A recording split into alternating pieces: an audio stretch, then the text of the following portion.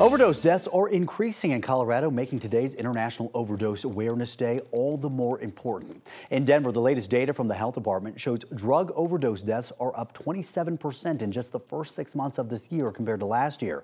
Of those deaths, 67% were from fentanyl, either alone or mixed with another drug.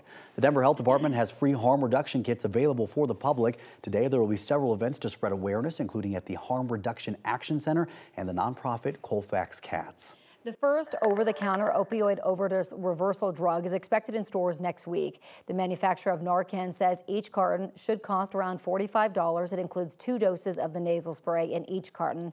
It's going to be at Walgreens, Rite Aid, Walmart, and CVS. The FDA approved Narcan as an over-the-counter drug in March in response to the national opioid overdose crisis.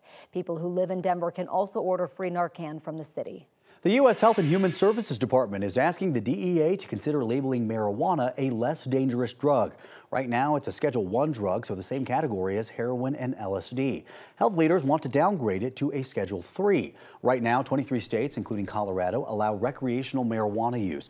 Reclassifying marijuana as a lower-risk drug would ease restrictions for cannabis researchers and businesses. The marijuana industry group in Denver says that cannabis businesses are taxed at a 75% federal tax rate compared to other small businesses.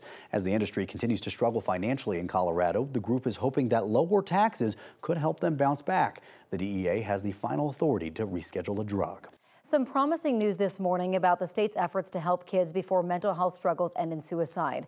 A new report shows the suicide rate for older teenagers in Colorado is dropping. For kids between ages 15 and 19, the teenage suicide rate has been rising since 2015. Then last year, it declined from 83 deaths in 2019 to 56 last year. The people behind this new report say now it's about keeping this downward trend going. Any little bit of progress is worth celebrating. And I think it's worth looking into what was behind that decrease so that we can make sure that we're keeping up the momentum in supporting our young people and their families so that we hopefully can keep celebrating declines in the future. Now, it's not all good news. The report says there are still a lot of kids and teenagers struggling with their mental health. Between 2016 and 2021, the number of kids who went to the ER for a mental health-related emergency more than doubled.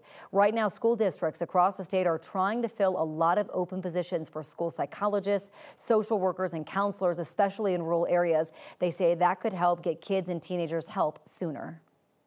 If you or someone you know is struggling with mental health, there is help available for you 24/7. Colorado Crisis Services has counselors available around the clock. You can call or text the number that's listed right here on your screen. You can also call the National Suicide and Crisis Lifeline at 988. Denver Mayor Mike Johnson is blaming the governor of Texas for the recent increase in migrants arriving here. The city says another bus from Texas arrived just yesterday. The team handling migrant arrivals says Texas's Republican Governor Greg Abbott has sent 14 buses carrying 700 people from Texas to Denver. That's from late June through today. There are 850 people staying in local shelters compared to 500 migrants at this time just last month. The city lifted a state of emergency for migrant sheltering last week. They're trying to find a long-term local partner to lead the effort. Colorado has a new state legislator, and he is also the youngest. Representative-elect Tim Hernandez was selected by a committee of Democrats in Denver to fill a vacancy. Hernandez is a Democratic socialist who has called for forceful cultural revolution, and he tells our Kyle Clark he wouldn't necessarily criticize people for using violence to achieve that. Right. Some people see forceful and they think violence.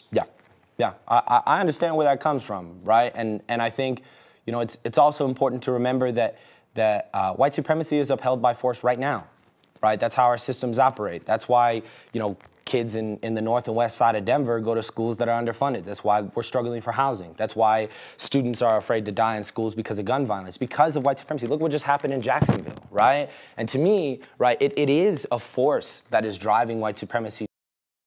Hernandez also says that Democrats should be more aggressive at advancing their agenda while they control the entire state legislature and the governorship.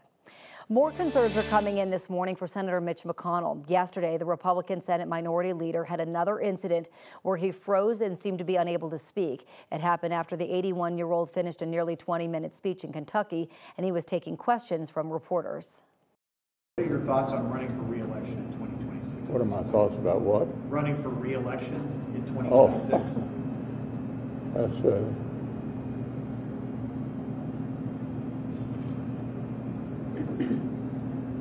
Did you hear the question, Senator? Running for re-election in 2026? Now, he froze for about 30 seconds. Then he responded to another question briefly before walking away. His spokesperson said he was momentarily lightheaded and he feels fine. Now, this is the second time this summer something like this has happened. In July, Senator McConnell also froze up during a news conference on Capitol Hill before he was escorted away. Convicted, murdered, and disbarred attorney Alex Murdoch has now lost some privileges in prison. The South Carolina Department of Corrections says that Murdoch has been convicted of 2 internal discipline issues. The charges involve providing information to be delivered to the news media for an interview and using a fellow inmate's PIN to make a telephone call. The state says Murdoch lost his telephone and canteen privileges for 30 days. North Korea is claiming it has fired 2 ballistic missiles as a warning against the United States' deployment of strategic assets in the region. The launch comes as the United States participates in joint military exercises in the Korean Peninsula with South Korea.